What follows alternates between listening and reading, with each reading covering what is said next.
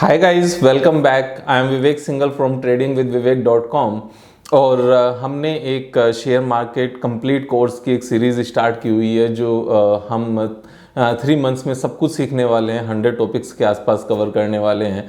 और अभी तक हम लोग 3 वीडियोस बना चुके हैं, जिसमें लास्ट वीडियो जो थी वो थी कि स्टॉक मार्केट में इन्वेस्ट करने के और ट्रेड करने के क्या क्या ऑप्शंस हैं। तो अगर हम एक बार रिकैप करें उनको, तो इन्वेस्ट करने के हमारे पास ऑप्शंस स्टार्ट होते हैं, जैसे म्यूचुअल फंड से स्टार्ट होता है, फिर एक्सचेंज ट्रेडेड फंड में भी हम पैसा लगा सकते हैं, फिर डायरेक्ट इक्विटी में भी पैसा लगा सकते हैं। और फिर उसके बाद में अगर हम प्योर ट्रेडिंग की बात करें तो ट्रेडिंग तो हम इनमें कर ही सकते हैं, लेकिन हम अगर प्योर ट्रेडिंग की बात करें तो डेरिवेटिव्स होता है जिसमें इन्वेस्टमेंट नहीं होती, वो सिर्फ ट्रेडिंग ही होती है। और जो डेरिवेटिव्स होता है जिसको हम फ्यूचर एंड ऑप्शंस कहते हैं, तो उसको हम इक्विटी में भी कर सकते हैं और उसको इंडेक्स में भी कर सकते हैं, फिर उसको कमोडिटीज़ और करेंसी में भी कर सकते हैं। तो आज की जो हमारी वीडियो है वो म्यूचुअल फंड्स को लेकर है कि कितने तरह के म्यूचुअल फंड्स होते हैं और कौन से म्यूचुअल फंड में हमें कब पैसा लगाना चाहिए, किस पर्पज़ से किस म्यूचुअल फंड में पैसा लगाना चाहिए, कौन सा म्यूचुअल फंड कितना सेफ है, कितना रिटर्न देता है, उसके ऊपर टैक्स इम्प्लीकेशंस क्या क्या हैं। तो म्यूचुअल फंड को लेकर जो सारी बेसिक नॉलेज है वो यहाँ कंप्लीट होने वाली है। और तो स्टार्ट करते हैं। देखो, म्यूचुअल फंड 3 तरह के होते हैं और म्यूचुअल फंड 3 तरह के, एक होता है 100% इक्विटी फंड, और दूसरा होता है बैलेंस फंड, और तीसरा होता है डेट फंड। तो 100% इक्विटी फंड में म्यूचुअल फंड हाउसेस सारा पैसा इक्विटी में ही लगाते हैं, शेयर मार्केट में ही 100% पैसा लगाते हैं। दूसरा होता है बैलेंस फंड। बैलेंस फंड में 65% पैसा लगता है इक्विटी मार्केट में और 35% पैसा लगता है डेट फंड्स में। डेट फंड्स में मीन्स डेट में, डेट मीन्स हियर कि कॉर्पोरेट बॉन्ड्स में या फिर जो bonds RBI government of India के बिहाफ पर इशू करती है, तो वो एक मिक्स होता है। और थर्ड होता है डेट फंड, तो उसमें 100% पैसा कॉर्पोरेट बॉन्ड्स या फिर हमारा सीधा सीधा आरबीआई बॉन्ड्स में ही लगता है। तो 3 तरह के म्यूचुअल फंड्स हो जाते हैं। अब 100% इक्विटी फंड्स में भी डिफरेंट तरह के म्यूचुअल फंड्स होते हैं। जैसे एक तो होता है ELSS, जिसको हम इक्विटी लिंक्ड सेविंग स्कीम कहते हैं। इसका बेनिफिट सैलरीड या जो हमें टैक्स सेविंग के पर्पज से मिलता है, जिसमें हमें 1,50,000 तक की लिमिट्स होती है। तो अगर हम इसमें पैसा लगाते हैं तो 1,50,000 रुपीज़ तक हमारा वो पैसा जो इनकम है वो एग्जम्पशन में आ जाता है, लेकिन वो 3 इयर्स तक के लिए हमारा लॉक इन होता है। तो ELSS वाले पार्ट को हम एक डिफरेंट वीडियो में कवर करेंगे, क्योंकि ELSS से रिलेटेड बहुत सारे अदर भी प्रोडक्ट्स हैं। तो हम उसमें इसको पूरा डिटेल में समझ लेंगे कि कौन से प्रोडक्ट्स हमारे टैक्स सेविंग के लिए बेटर हैं और उनके क्या फ़ायदे हैं, क्या नुकसान हैं। तो ELSS को हम यहाँ पर कवर नहीं करते। यहाँ हम जो प्योर इन्वेस्टमेंट के पॉइंट ऑफ व्यू से, स्टार्ट करने के पॉइंट ऑफ व्यू से उसको कवर करते हैं। तो 100% इक्विटी फंड में डिफरेंट म्यूचुअल फंड्स होते हैं। जैसे एक होता है ब्लू चिप या लार्ज कैप फंड, सेकंड होता है mid and small cap fund, और थर्ड होता है मल्टी कैप फंड। तो अब यहाँ पर बात आती है कि लार्ज कैप या ब्लू चिप फंड क्या होता है, और मिड कैप फंड क्या होता है, और फिर हमारा मल्टी कैप फंड क्या होता है। देखो, यहाँ पर सेबी ने क्या डिफाइन किया है कि जो लार्जेस्ट 100 कंपनीज हैं उनको लार्ज कैप मीन्स यहाँ पर कैपिटल से है, जिनकी मार्केट कैपिटलाइजेशन यानी कि size of the company in terms of share market, आप इसको बिल्कुल सिंपल तरीके से समझ सकते हैं। जो लार्जेस्ट 100 कंपनीज लिस्टेड हैं इंडिया में NSE और BSE पर, उनको लार्ज कैप बोला जाता है। और जो नेक्स्ट 150 कंपनीज हैं उनको मिड कैप बोला जाता है, और जो बची हुई सारी कंपनीज हैं उन सबको स्मॉल कैप बोला जाता है। तो लार्ज कैप, मिड कैप और स्मॉल कैप, इनको अलग अलग करने का पर्पज़ क्या है सेबी का? वो सिंपल सा है कि पहले एक बार मतलब अब से करीब 1-1.5 साल पहले तक क्या होता था, नाम दिया जाता था लार्ज कैप का, लेकिन उसमें मिड कैप और स्मॉल कैप भी फंड मैनेजर्स परचेज कर सकते थे। तो उससे क्या होता था कि एक एम्बिग्यूटी बनी रहती थी कि मैं लार्ज कैप फंड में पैसा लगा रहा हूँ, लेकिन इसमें मिड कैप और स्मॉल कैप क्यों है। तो मैंने तो सेफ्टी के लिए लार्ज कैप में लगाया, बिकॉज लार्ज कैप कंपनीज को ज़्यादा सेफ माना जाता है, लेकिन इसमें मिड कैप भी है, स्मॉल कैप भी है, तो मेरी सेफ्टी उतनी वो पर्पस सॉल्व नहीं होता जितना मेरा होना चाहिए। तो सेबी ने इस रूल को बहुत ज़्यादा स्ट्रिक्ट कर दिया कि अगर आप लार्ज कैप कह के पैसा लगाते हो ना, तो लार्ज कैप ही रहेगा। तो टॉप 100 कंपनीज को लार्ज कैप बोला जाता है, फिर नेक्स्ट 150 कंपनीज को मिड कैप बोला जाता है और नेक्स्ट जितनी भी बची हुई कंपनीज हैं उन सबको स्मॉल कैप बोला जाता है।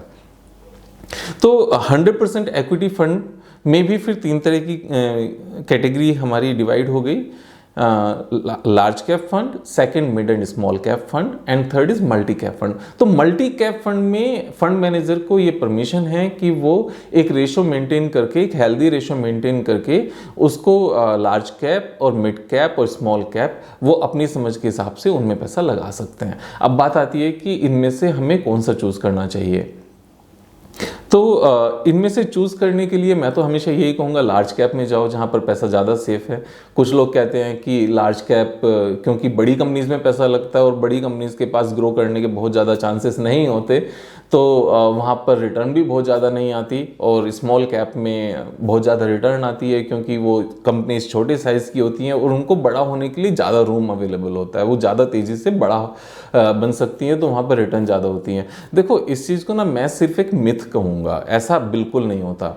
हमें जब हम स्टॉक मार्केट में आते हैं, शेयर मार्केट में पैसा इन्वेस्ट करते हैं ना, तो मेरा तो मन सबसे पहले कैपिटल प्रोटेक्शन का होता है, बाकी सब चीज़ें बाद में आती हैं। अगर हमें रिस्क लेना है तो रिस्क डिफरेंट तरीके से लिया जा सकता है। रिस्क लेने के लिए हम फिर ट्रेडर बन सकते हैं नॉलेज लेकर और उसको फुल टाइम ले सकते हैं। तो सबसे पहले जितना पैसा हम यहाँ पर सेव कर रहे हैं वो हमारा पहले सेफ होना चाहिए, और सेफ्टी की जहाँ तक बात है तो फिर वो लार्ज कैप कंपनीज में ही पैसा सेफ रहता है, जैसे HDFC bank, TCS, Infosys, ICICI bank, या फिर हिंदुस्तान यूनिलीवर, या फिर हमारा जो बिग साइज फार्मा कंपनीज हैं, या फिर नेस्ले, प्रॉक्टर एंड गैम्बल। इन कंपनीज में जब पैसा लगता है तो हमारा पैसा ज़्यादा सेफ होता है, क्योंकि इन कंपनीज के जो प्रोडक्ट्स हैं वो उनको एक क्रेडिबिलिटी की नज़रों से देखा जाता है और उनके प्रोडक्ट्स जनरल यूज़ में होते हैं।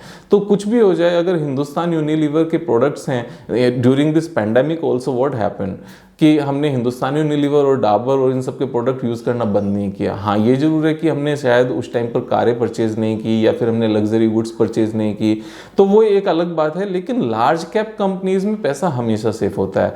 जहाँ तक बात रिटर्न की है तो उसका एक बहुत सिंपल सा सोल्यूशन है। रिटर्न ज़्यादा कमाना है तो एक छोटे से पोर्शन को जब भी मार्केट गिरे उसको एक्स्ट्रा उसमें लगा दो। तो जब हम गिरी हुई मार्केट में पैसा इन्वेस्ट करते हैं तो हमें ज़्यादा यूनिट्स आती हैं, क्योंकि सपोज अभी किसी म्यूचुअल फंड की एक यूनिट का रेट 50 है और मार्केट अगर गिर जाती है और उसका रेट गिरकर 40 हो जाता है, तो पहले 10,000 रुपीज़ में 50 के हिसाब से 200 यूनिट्स आती है, अभी 250 यूनिट्स आएंगे। तो वहाँ से जो परसेंटेज गेन है, अभी पहले 50 रुपीज़ से जब 100 हो जाता है उसका रेट तो हमारे पैसे डबल होते। अभी क्योंकि हमने 40 पर परचेज किया और वहाँ से 100 होता है तो हमारे पैसे 2.5 टाइम्स हो जाते हैं। तो ज़्यादा पैसा कमाने के लिए सही मौके का इंतज़ार करना ज़्यादा अच्छा सोल्यूशन है, ना कि एक रिस्की चीज़ में पैसा डालना। मैं ये बिल्कुल नहीं कह रहा हूँ कि मिड कैप में या स्मॉल कैप में बिल्कुल पैसा नहीं लगाना चाहिए, लगा सकते हैं, लेकिन वो अपना अपना नज़रिया देखने का। मैं तो ये कहूँगा जब हम म्यूचुअल फंड में पैसा लगाने की बात कर रहे हैं और ख़ास तौर से हम किसी थर्ड पर्सन को मैनेज करने देने की बात कर रहे हैं, जैसे म्यूचुअल फंड में क्या कर रहे हैं हम फंड मैनेजर को हायर ही कर रहे हैं ना एक तरीके से, कि हमारे पैसे को लो और वहाँ पर मैनेज करो। तो जब हम दूसरे को फंड मैनेज करने की बात कर रहे हैं ना, देने की बात कर रहे हैं, तो सेफ्टी मेरे हिसाब से सबसे पहले आती है। तो लार्ज फंड में ही पैसा लगाना चाहिए। Large fund means large cap fund में, जहां पर उस फंड की जो पॉलिसीज हैं वो लार्ज कैप में डिफाइंड हैं, जैसे एक्सिस ब्लू चिप फंड है, या ICICI ब्लू चिप फंड है, या HDFC टॉप 100 फंड है। तो इस तरह के जो फंड्स हैं उनको मैंडेटरी ये उनके ऊपर मैंडेटरी है ये कि वो उसको लार्ज कैप कंपनीज में ही पैसा लगाएं, तो वहाँ ज़्यादा सेफ्टी है। और जहाँ तक ज़्यादा रिटर्न की बात है तो जब मार्केट गिरे तो थोड़ा सा पैसा और डाल दो, वहाँ पर रिटर्न अपने आप ज़्यादा आ जाती है। लोग क्या मिस्टेक करते हैं कि स्मॉल कैप फंड में जब मार्केट बढ़ी होती है तो पास्ट परफॉर्मेंस को देख के उस टाइम पर पैसा डाल देते हैं, और होता क्या है वहाँ से मार्केट थोड़ी सी भी नीचे गिरती है तो अगले 2-3 साल तक रिटर्न नहीं देती। और जब 2-3 साल तक उसमें कोई प्रॉफिट नहीं होता तो सिर्फ एक ही बात सब जगह फैलती है कि म्यूचुअल फंड भी बेकार है यार, इससे अच्छा तो मेरा फिक्स्ड डिपॉजिट था जहाँ पर मुझे कम से कम 6% या 5.5% एवरी ईयर मिलता तो था, फिक्स तो था, मेरा पैसा तो सेफ था। देखो किसी भी काम को अगर हम थोड़ा सा भी सोच समझ के थोड़ी सी भी नॉलेज लेकर करेंगे ना तो वहाँ पर रिस्क हमारा एलिमिनेट हो जाता है, रिस्क खत्म हो जाता है। लेकिन अगर बिना सोचे समझे सिर्फ अपनी मर्जी से करेंगे और किसी उस बंदे के कहने से करेंगे, उस पर्सन के कहने से करेंगे जिसको खुद को नॉलेज नहीं है उस फील्ड में, तो गलती होने के चांसेस बहुत ज़्यादा होते हैं। देखो यार, अगर फीवर है ना किसी को, तो एक एक्सपर्ट डॉक्टर के पास ही जाया जाए और उसी की रिकमेंडेड मेडिसिन को खाया जाए तो ज़्यादा बेटर है। अदरवाइज अगर हम किसी भी केमिस्ट पे जाकर ऐसे बोलेंगे कि थोड़ा सा गला खराब है और थोड़ा सा फीवर है, कोई भी मेडिसिन दे दो, तो मे बी हमारा बुखार तो ठीक नहीं हो और केस बिगड़ जाए, तो उस चीज़ के चांसेस बहुत ज़्यादा होते हैं। तो जब भी राय लें तो किसी एक्सपर्ट से राय लें या फिर खुद से नॉलेज लेकर राय लें। और ज़्यादा पैसा कमाने के लिए जब मार्केट गिरी हो ना, तो तब पैसा लगाएं। अब बहुत बार क्या लगता है कि मार्केट तो नीचे गिर गई और लेकिन अब मार्केट में रिस्क है क्योंकि उसके रीजंस हैं, जैसे ये पेंडेमिक आया तो फिर मार्केट नीचे गिर गई और अब तो बहुत ज़्यादा रिस्क है, मार्केट कहीं भी जा सकती है। देखो, जब मार्केट गिरती है तो उसके पीछे कुछ ना कुछ रीजंस होते हैं, बिना रीजंस के मार्केट नहीं गिरेगी।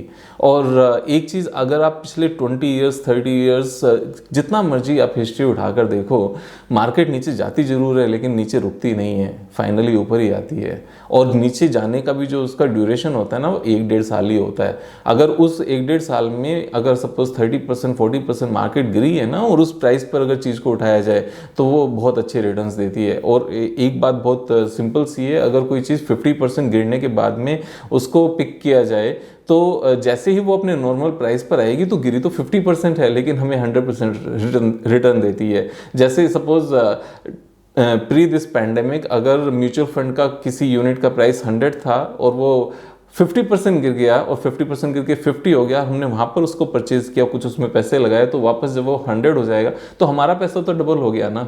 हालांकि वो गिरा 50% था लेकिन जब वहाँ से नीचे ऊपर गया वापस तो हमारा पैसा डबल हो गया, जबकि अभी तक उसने उस बंदे को कोई रिटर्न नहीं दी जिसने टॉप पर परचेज किया था।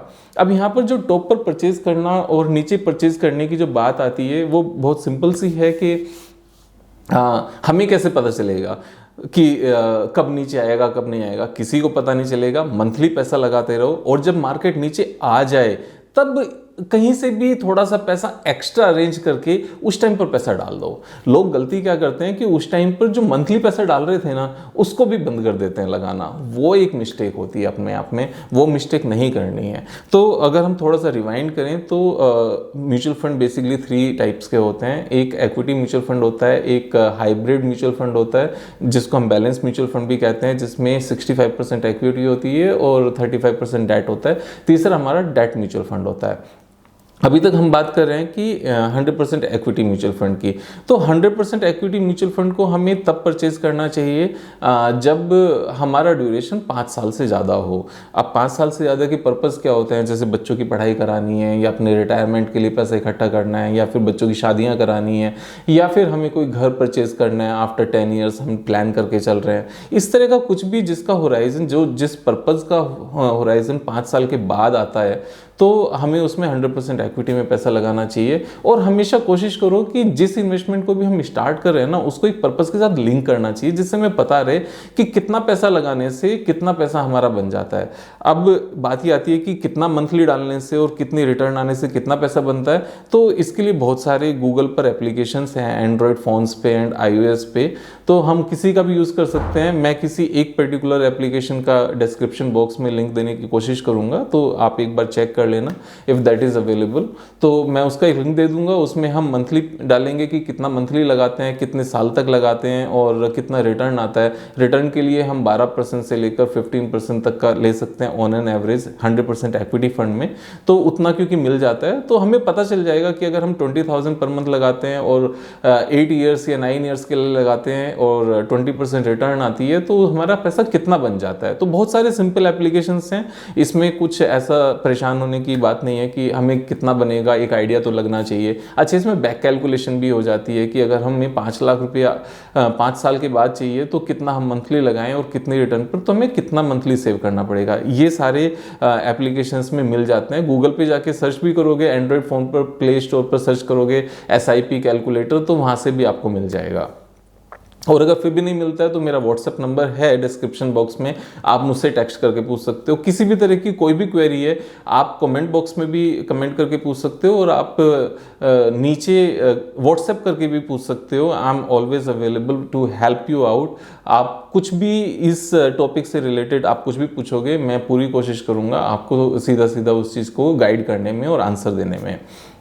अब सेकंड आता है कि हाइब्रिड फंड और बैलेंस फंड जो होते हैं वो किसको लगाने चाहिए। देखो, हाइब्रिड फंड जिसको हम बैलेंस फंड भी कहते हैं, इसमें 65% इक्विटी में लगता है और 35% डेट में लगता है। इसका बेनिफिट क्या होता है?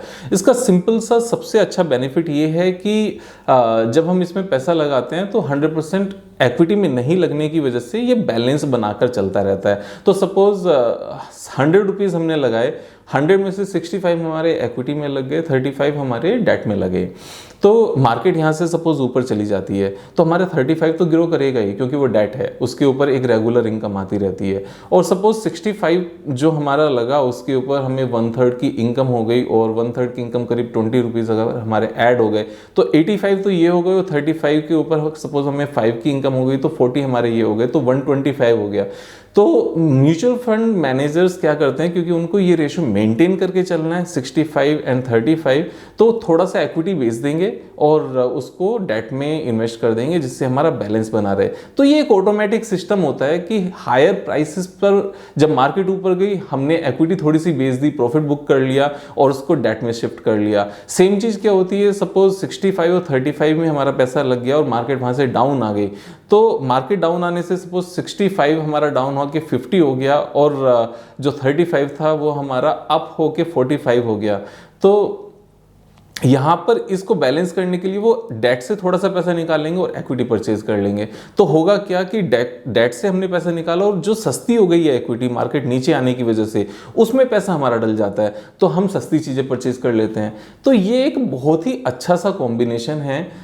डेट फंड में पैसा लगाने के लिए मैं हमेशा रिकमेंड करता हूँ। रिकमेंड इसलिए करता हूँ क्योंकि इसके जेन्युइन सी रीजंस हैं। ये एक ऑटोमेटिक सिस्टम है हमारे पूरे म्यूचुअल फंड को रीबैलेंस करने के लिए। अब कौन कौन सी कंपनीज के बैलेंस फंड होते हैं? देखो, ऑलमोस्ट सभी म्यूचुअल फंड हाउसेस ने अपने बैलेंस फंड, जिसको हाइब्रिड फंड भी कहते हैं, वो निकाले हुए हैं। HDFC बैलेंस फंड भी आता है, ICICI का भी आता है, कोटक का भी आता है, और फ्रैंकलिन का भी आता है, और निपॉन का भी आता है। तो जितने भी मेजर कंपनीज हैं सभी का आता है। अच्छा, बात अब ये आती है कि इनमें से कौन सी कंपनीज के म्यूचुअल फंड्स को हम चूज करें, HDFC चूज करें या ICICI करें या एक्सिस करें। तो इसमें मैं ये चीज़ कहता हूँ कि एक बार पास्ट परफॉर्मेंस भी चेक कर सकते हैं। वैसे बहुत ज़्यादा डिफरेंस है नहीं, ऑन एन एवरेज अगर हम 5 साल का ड्यूरेशन लें तो लार्ज कैप फंड सभी का सेम परफॉर्म करते हैं, और मिड कैप सभी का सेम परफॉर्म करते हैं, और बाकी सबका सेम परफॉर्म करते हैं, मल्टी कैप का भी। तो किसी में भी हम लगा लें, मैं तो यही कहता हूँ अगर 10,000 पर मंथ लगाना है, 10,000 महीने का लगाना है, तो 5,000 एक में लगाएं और 5,000 एक में लगाएं। तो मन में ये भी नहीं रहेगा कि यार उसने तो मुझे 11% रिटर्न दी, उसने दूसरे में लगाया हो तो शायद 12% रिटर्न आया थी। तो कहीं ना कहीं ये एवरेज हो जाता है।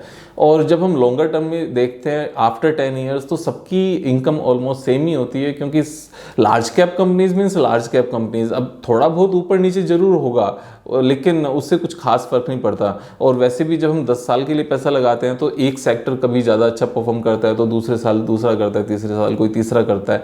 10 साल में सब कुछ एवरेज होकर ऑलमोस्ट सेम में रिटर्न आती है, 10% to 15%। समटाइम्स अगर हम बिल्कुल स्टार्ट जब करते हैं तब मार्केट गिरी होती है, और जब पैसा निकालते हैं आफ्टर 8 ईयर्स तब वो बिल्कुल पीक पर होती है, तो रिटर्न में go higher up to 18%, even 20% also. वो मार्केट साइकिल के ऊपर डिपेंड करता है, लेकिन इसकी जो रिटर्न है म्यूचुअल फंड की, वो बाकी दूसरा कोई भी एसेट क्लास बेट नहीं कर पाता। ये बात बिल्कुल पक्की है।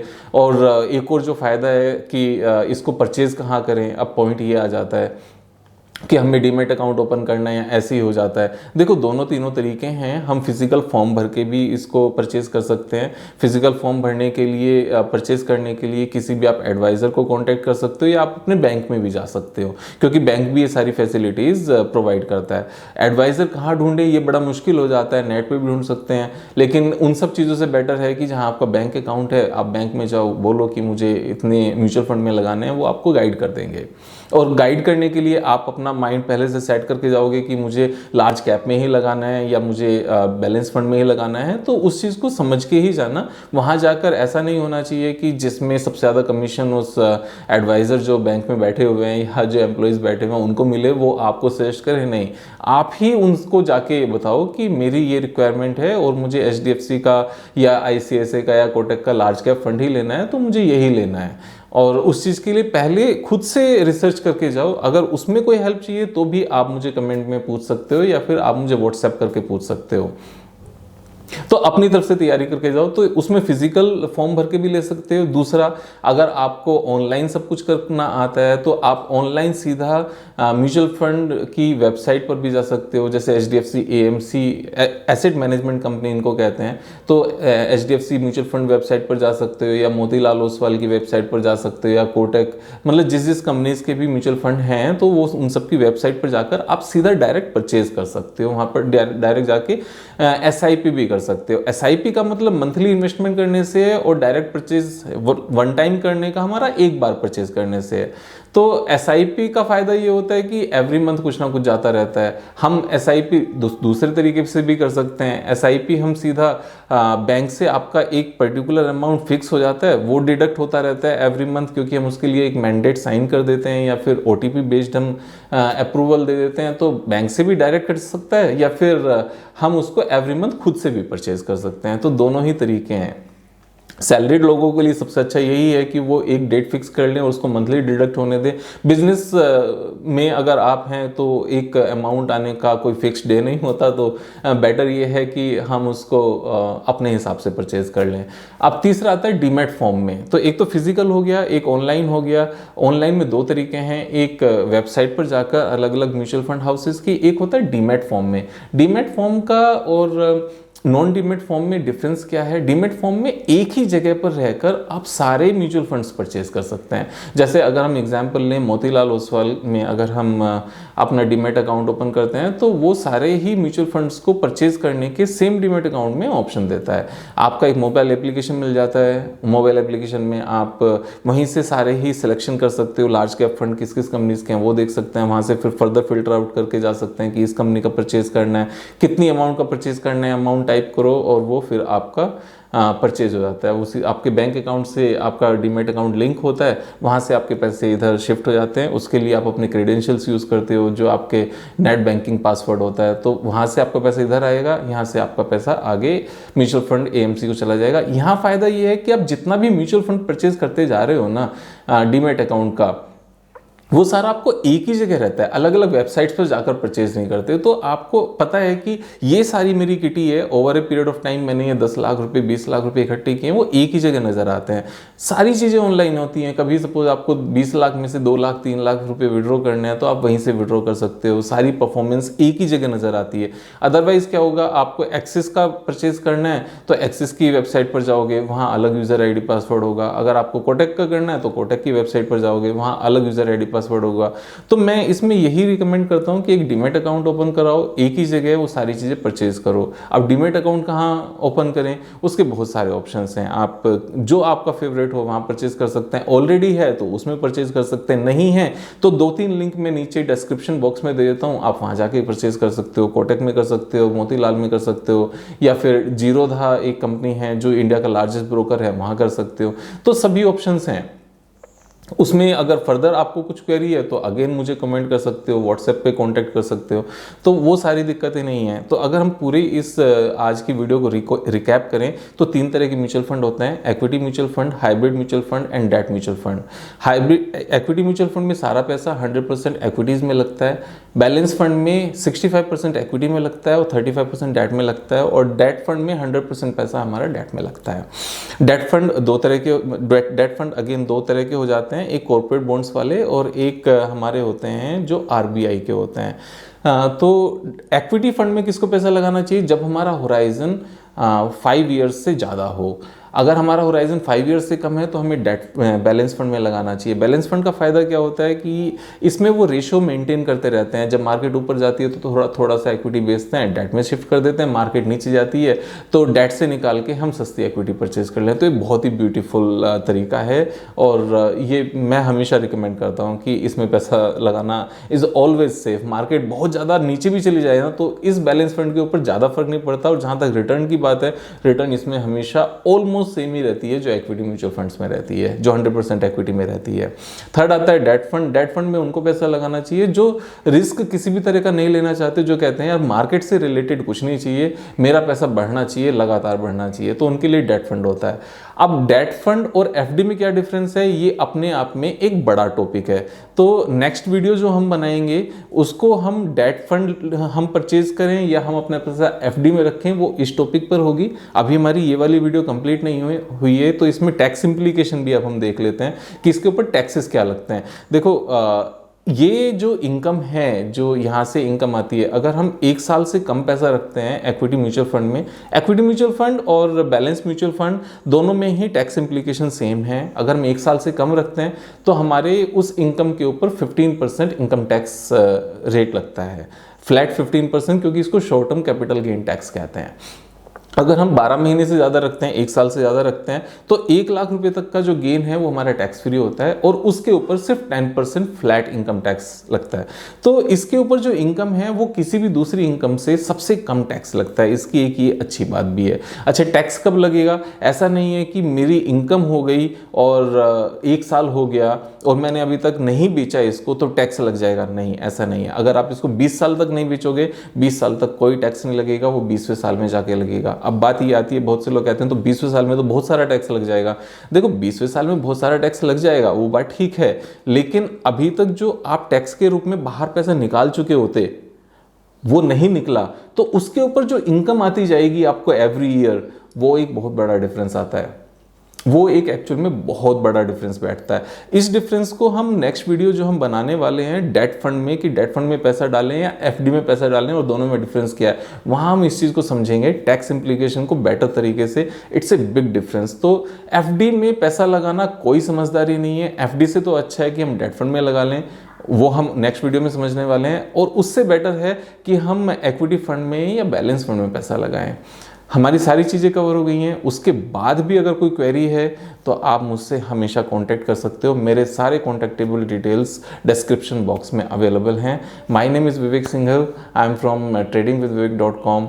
Keep loving me, giving me blessings always. Thank you so much. Have a nice day and subscribe करना नहीं भूलना, लाइक करना नहीं भूलना। Thank you.